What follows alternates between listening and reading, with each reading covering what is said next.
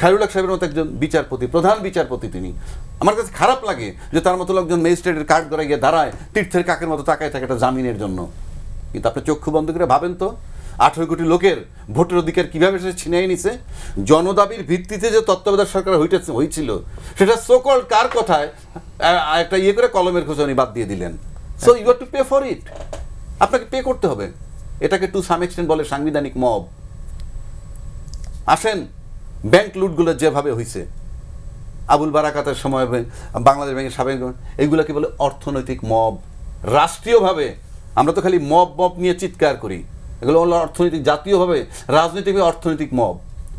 আপনি যখন আয়নাঘর বানান, বিনা বিচারে হত্যা করেন, 56 জন সেনা অফিসার চলে যায়, মৃত্যুবরণ করে বা হত্যা করা হয়, এটাকে বলে রাষ্ট্রীয় মব। আপনি কানসার্টে বিদ্যুতের দাবিতে যখন নিরীহ লোক মারা হয়, এটা রাষ্ট্রীয় মব। আপনি যদি মানে আমি এটা কথাগুলো কেন বলছি, এটা বলছি এই কারণে সেই সরকারটাকে আপনি নির্বাহী আদেশে বাতিল করবেন কি করবেন না সেটা ভিন্ন কথা। আমরা কি সব ঐক্যমত্য আসতে পেরেছিলাম যে কোনো কথা নাই, বিচারটা একাগ্রচিত্তে হয়ে যাক। সেখানে আমরা কি বলি, আন্তর্জাতিক মানের বিচার হইতে হবে। ভেগ টার্ম, আন্তর্জাতিক মানের বিচার চাওয়া মানে হচ্ছে তার বিচারটা আমরা চাই না। মানবাধিকার আইনে বিচার করছিল না জামাতের বিভিন্ন লোকের, মানবতা বিরোধী অপরাধ, ইয়েস, তারা অপরাধী, আমি ধরে নিলাম অপরাধী, কিন্তু আপনি তো তার বিচারটা দিবেন, তার তো একটা আইনি সুন্দর একটা ইয়ে লাগবে, আইনের আওতায় যে আনবেন সেখানে কোনো প্রশ্ন থাকবে না। আমরা সবাই জানি এই দেশে আমরা এই আবহাওয়া কিভাবে আপনি মৃত্যুদণ্ডগুলো দিচ্ছেন, তখন কোথায় ছিল এই বক্তব্যগুলো যে আন্তর্জাতিক মানের বিচার হতে হবে না? তখনও এই প্রশ্নটা উঠেছিল। আমার কাছে মনে হয় না আন্তর্জাতিক র্যান্ডম যেভাবে বলা হয়, আমি দেখি নাই। আপনার বেশ ভালো হয়েছে।